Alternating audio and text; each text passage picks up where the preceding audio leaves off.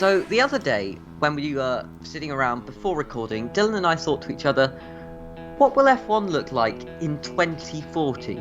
Now, as it is just gone into 2021, hopefully this is going to be a better year than last year.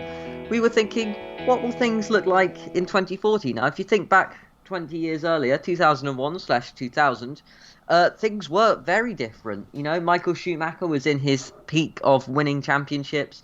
The cars looked very different. They sounded very different. The grid was different. The calendar was different. Everything was different. So what will things look like in 2040? And as technology just does not stop advancing, and it seems to be going at a faster rate in the world of motorsport and cars and the automotive industry overall than it was back then.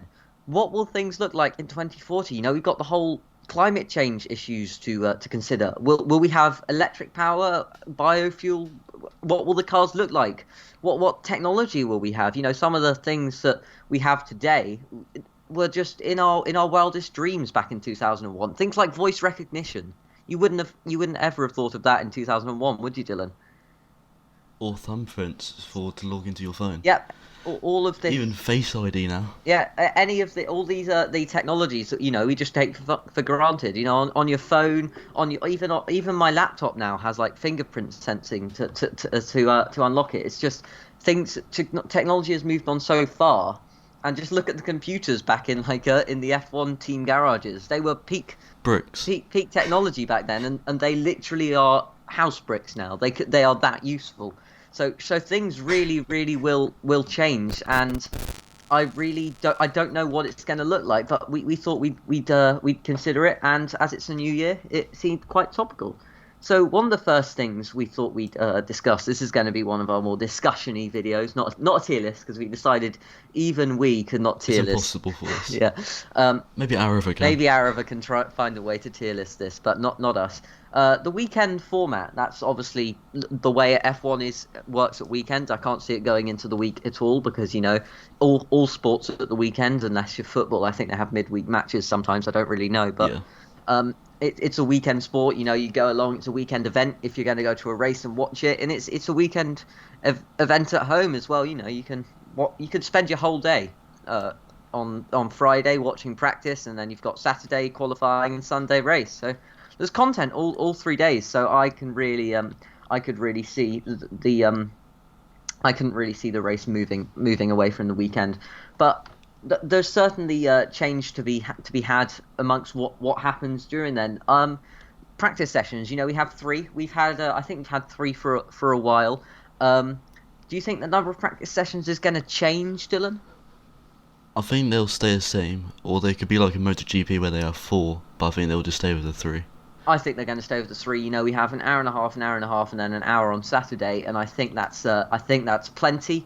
I don't think the drivers need any more. You know, they've got simulators, and that technology is only going to get better in the next 20 years. I mean, just look at the racing wheels you could buy at home back then. You know, even the home simulator technology now is like F1 level simulator technology. Back then, I mean, imagine if we get like those motion simulators in 20 years in our home. I think Dylan and I would be ecstatic. That was sick. Exactly. I'll sleep in it. Yeah, exactly. You do endurance racing all week long. Yeah, so Yes. I don't think practice is going to be an issue. Qualifying, that is something that has changed so much over the years. I mean, I knew it had changed. I've watched some like archive races, and I just heard them talking about qualifying in a different way. But I was not aware of how much it changed. We did it when we were researching before recording this. There have been a lot of dramatic changes, haven't there, Dylan? Yeah, it's changed so much over the years. From was it being a lottery in the 1950s? Yeah, they to they drew doing lots. one-shot qualify.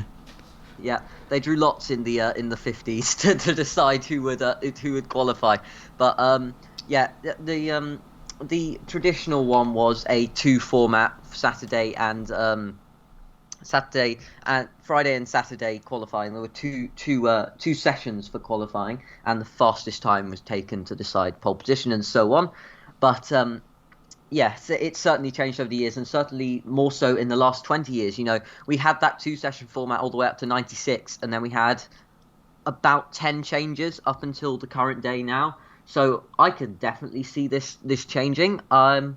I quite like the current format, this elimination game sort of thing. You need to set a fast lap time consistently to be within a chance of pole position. But I do think there are some better ideas. We've come up with some ideas. Dylan, what do you think would be a better idea for qualifying? My idea is based on where you currently are in the championship standings. But if it's the first race, you'll maybe start from where you finished in the season before. I mean, it's very unique, so they don't have to set a lap time, but I think that could maybe a possibility of just doing it where you are in the standings currently. Yeah, I could see that happening. Just get rid of qualifying. I actually really love qualifying. Qualifying is one of my favourite events of the weekend, and somehow even more special to me than the race itself. Because watching Formula One, part of it is about peak technology going incredibly fast and drivers pushing it to the limit. And in the race, it's incredibly tactical. You're trying to draw out your tyre life. You're not necessarily pushing all the time.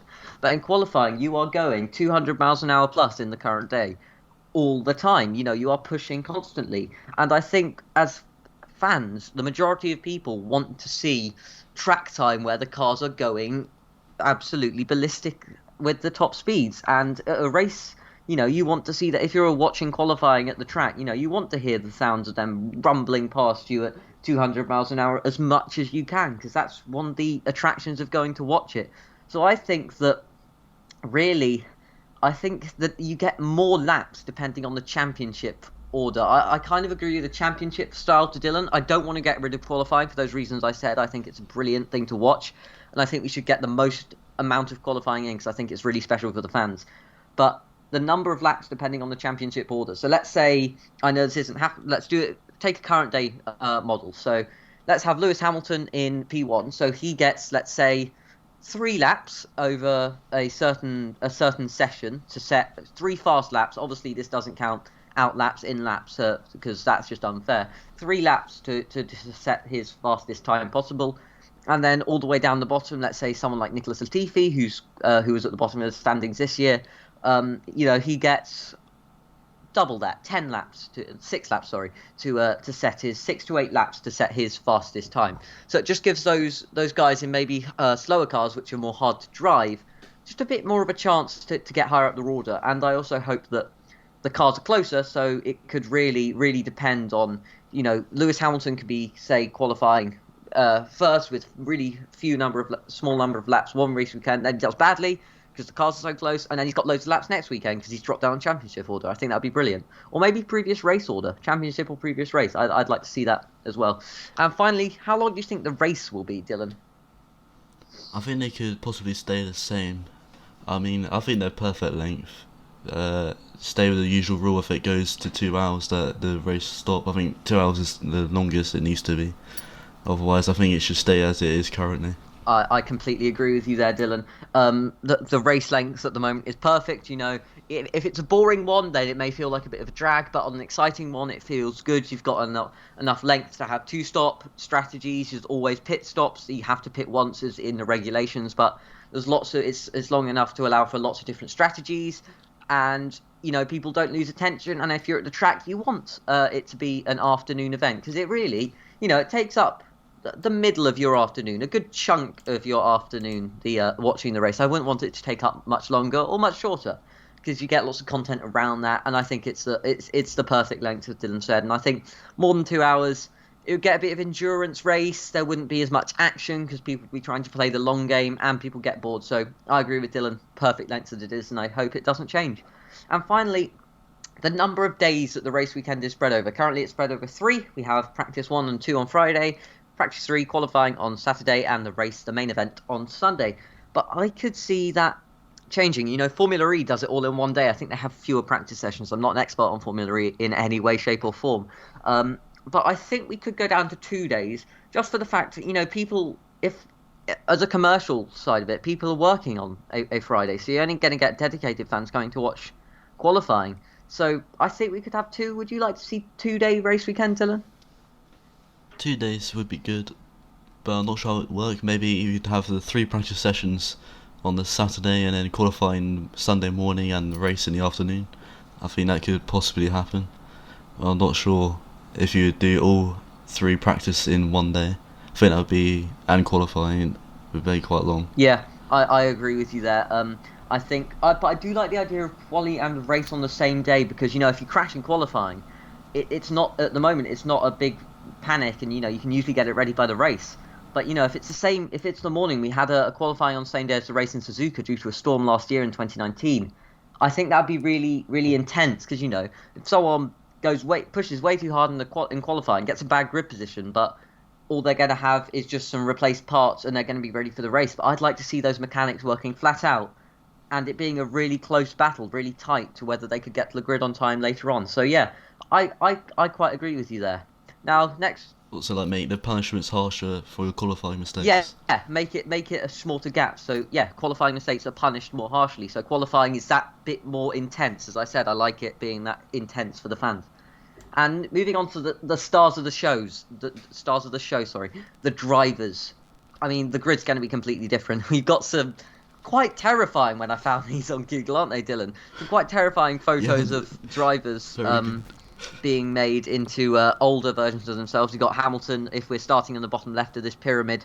Hamilton, followed by Russell, who, I'm sorry, but it does look like a woman, doesn't he, Dylan? It does. Then we got... So does Valtteri. Valtteri, not so much. Valtteri... I don't know how he... Yeah, it's not too scary. Lando, again, I think he looks like a woman. And Daniel Ricciardo, yeah, I could see that. And Max, he looks like Jos Verstappen, as you said before recording. Looks like his he father, really does look like his father. But yeah, obviously, all these guys, Lando Norris's age, he's going to be 40 years old at the start of 2040. That's out of F1 age. Raikkonen was racing at 40 years old, and I could see some of the drivers, like Yuki Tsunoda. He's going to be joining next year. He'll be 20, and if he gets a good stint in Formula One, if he really elongates it like Raikkonen, then he'll be 40. So he could, very much could. It's a bit tenuous, but could stay. But I really think that we're going to have to be handing over to new people. Maybe we get like Lando, George. They got good personality. Carlos, Lando and Carlos as commentators or pundits for Sky F1, whoever's doing the coverage. Would you like to see that, Dylan? Definitely, yes. Or they just be the comedians of the show. Yeah, I think we could get these guys doing some coverage, but I think the grid is going to be completely different. But talking of the grid, who will be on the grid? Dylan, you've done a bit of research into who will be on the grid. You've got some names to talk about. I've gone for mainly the drivers' children, so like David Coulthard's son Dayton, Hendrix Button and Robin Raikkonen. And if you're going for a Formula 2 driver, we put Callum Ilott. We think we'll get into Formula 1 and he will stay there until 2040.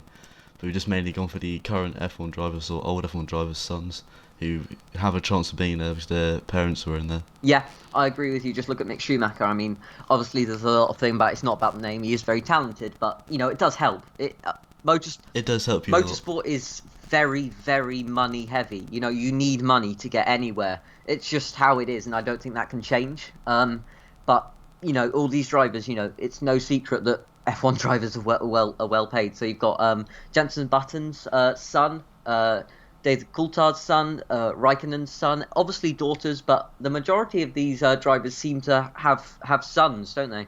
I don't think many of them have daughters. Yeah, they do. As of recording, yesterday, the 27th of December, Jenson Button announced the birth of his daughter. I can't remember her name, but yeah. So obviously, hopefully we see some female F1 drivers in by then. I could see that certainly happening with all the gender equality campaigning going on at the moment. But yeah, I can see old F1 drivers' children at the moment. Obviously, we can't predict that because some of them will literally be tiny. They'll be 5. They won't be karting. Or, some of them will just be maybe not even born, depending on what age people come in. Verstappen came in at 18, and it's not 18 years till 2040, so some of them may not even be born. So that's quite hard to predict, but I think the majority of the grid will be gone, and we'll have maybe those children and just a completely new grid. Next, moving on to the teams, the people that power the drivers to the wins and the championships. I think McLaren are going to stay around, as will Williams. They've been around since the start, and so Ferrari, obviously. I don't think there's any signs of them going. Ferrari are very wealthy. Williams, they've got new ownership, but I think they respect the fact that Williams are a historic F1 team, and I don't think they will go in the next 20 years. As with McLaren, they are just, they're historic, and I don't think they have any plans to move out of the motorsport industry and Formula One altogether in the next 20 years, or I hope not anyway, because they are, those three really, would you agree with me and say they are the teams of Formula One: Williams, McLaren, and Mercedes Yeah, and Ferrari? they're the classic teams, and they deserve to stay longer, especially Ferraris. They've been there since Yeah, 1950, since the very start of the I don't think F1. they So they definitely deserve. don't think they've missed a season, as you said. They definitely deserve it. But new teams, Mercedes didn't join all that long ago. It was 2010, so they've only been in 10 years, and they've won what, seven of their no, they've been 11 seasons 10 years ago. Sorry, so they've won seven of them. That's pretty incredible stat. And they also did two in the 1950s with Yeah, Fangio. they did as well. But Mercedes don't seem to stay in motorsport for very long in their history. But at the moment, they're in Formula E as well, so maybe they could be here to stay. I don't know. They could do. I think that at the moment they're certainly here to stay.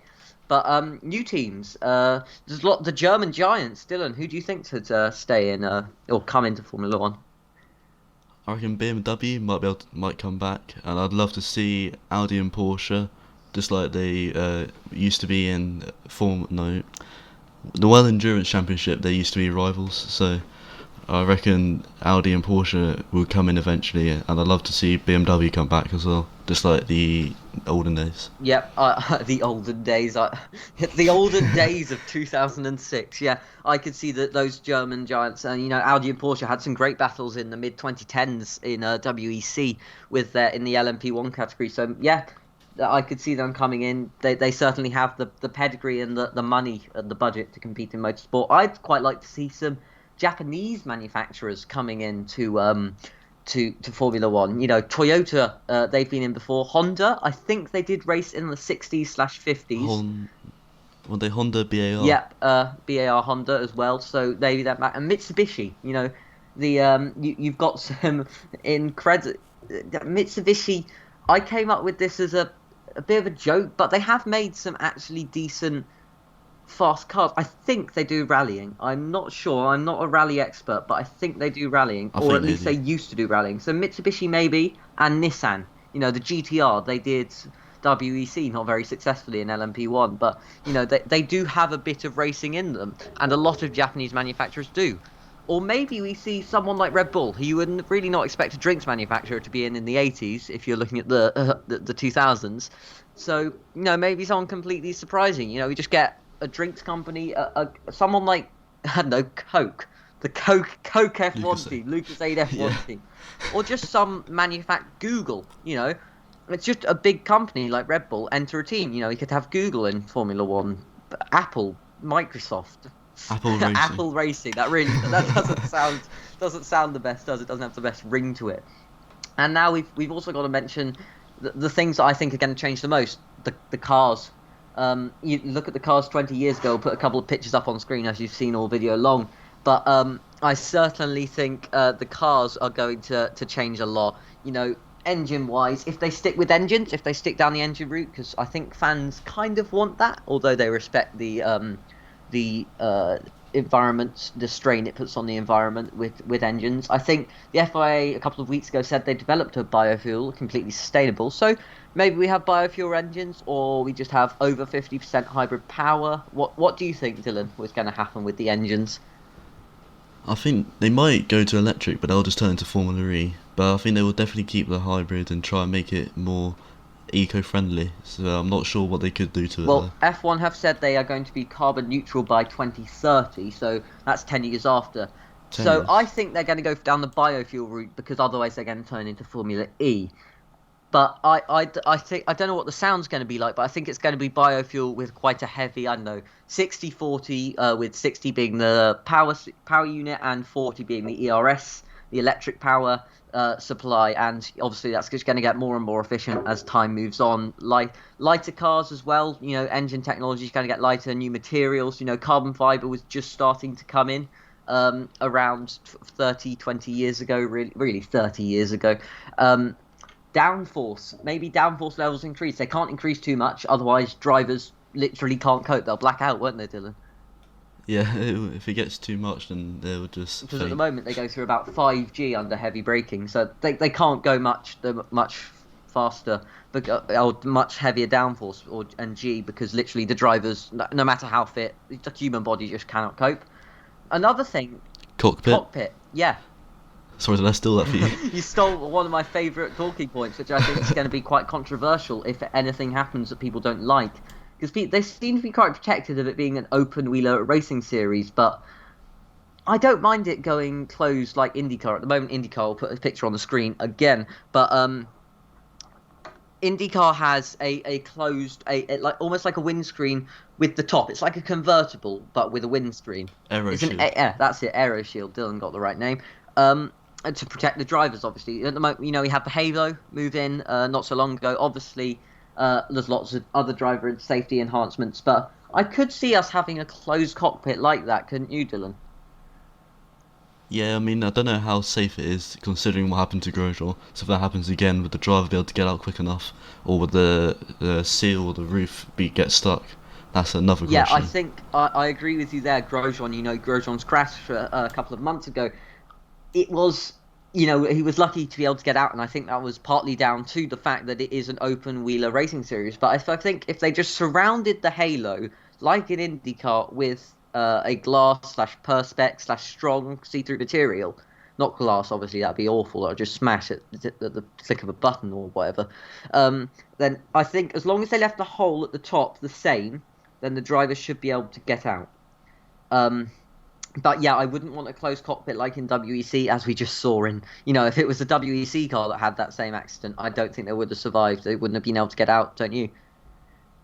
Yeah, they would probably got stuck, but at least they do have a door to the side. But F1, you just climb out Yeah. from the I top. think safety-wise, they'd probably go for a semi-closed cockpit. We could see lots of new technology, ground effects coming back in 2022. We could, I don't know, it's weird to dream about it, just AI, computer technology, just monitoring everything. We could have things that help the drivers manage tyre wear. We could have some form of semi-traction control or something. I don't know how they're going to go down the route with driver aids. Just all the wheel technology. Look at a wheel from 20 years ago, what they were managing compared to what the drivers manage now. All that technology, who knows, is the answer. How fast technology is going to advance? Quite a long way with all this eco stuff the world is focusing on at the moment, and the rate that everything else is advancing at. But yeah, there's going to be some incredible new tech, I reckon, by then. And tracks. What's the calendar going to look like? If you look at the calendar 20 years ago, not too radically changed, but I think we'll still keep the same classics of Silverstone, but things like Brazil, the track in Port in Interlagos, they have a bad relationship with the track owners there, and Brazil are thinking of building a new one quite controversially because they have to knock down forest somewhere else in Brazil. So I could see that going. Do you think it'll be an Grand Prix down in Africa, Dylan? I'd like to see Kyalami come back to the calendar. I mean, nice to have a race in Africa. I think it's the only continent it's not going to, Yeah, isn't yeah. it? Other than Antarctica, I mean, we could Yeah. try Antarctica. Oh yeah. Don't think it'll go very well. Have a snow race. Snow race, yeah. And the French Grand Prix, that's one of the ones that I think overall has just changed so much over the years, not just the last 20 years, but overall completely. It's changed so much. I think the French Grand Prix, I don't like Paul Ricard. Good testing circuit, but in my opinion, not a good racing circuit. Where do you think we could go for France, Dylan, for the French Grand Prix? I've got two. I've got two options. You could go to Circuit de la Sarthe. You go Le Mans. I don't know if you'd go around the entire way, like in the 24 hours or more, or you could go the same way MotoGP, where it's slightly shorter. Also, I'm thinking you could go back to Magny-Cours. Manicourt, yeah. And well, I don't know, Magny-Cours, yeah.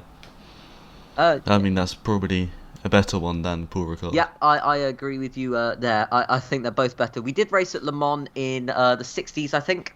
But both of them, I'd quite like to see Le Mans. It'd be a bit quirky because we did race there in the 60s. The drivers found it too long, but you said they use a shortened circuit in MotoGP. So I could see that happening in Manicourt. That was a lot more well received than the current French Grand Prix circuit. It was really boring in 2019, that last Grand Prix, wasn't it? Yeah, not much was And happening. finally, Monaco, the one that everyone says, we like it on the calendar. It's glamorous. It is the meaning of Formula One. But qualifying is better than the race, and I don't mind that because I'm a qualifying fan. But I think it will stay on the calendar, don't you, Dylan? Just for the historical reason. It's been there since the start, hasn't it, as well? So Yeah. it'd be nice to keep it on the calendar. I Even I don't think it's an interesting race. There's not many places to overtake, but it's still a nice track to go and Yeah, see. I think that the qualifying battle there is so supreme. And, they're going to keep the classic tracks like Silverstone and Monaco. Maybe even head back to Brands Hatch. But that's all we've got to talk about. We've gone on for a little while, but there's been so much to talk about. This is a really, really, really interesting topic, in my opinion. Let us know any of your ideas down in the comments. We certainly haven't come up with everything, and who knows what it's going to look like in 2040. Hopefully, we'll be around to see. Hopefully, this pandemic doesn't eat us all up. But hopefully, you enjoyed this video, and we'll see you in another video in a week's time. But for now, I've been Ed. And I've been Dylan. Bye bye. Bye bye.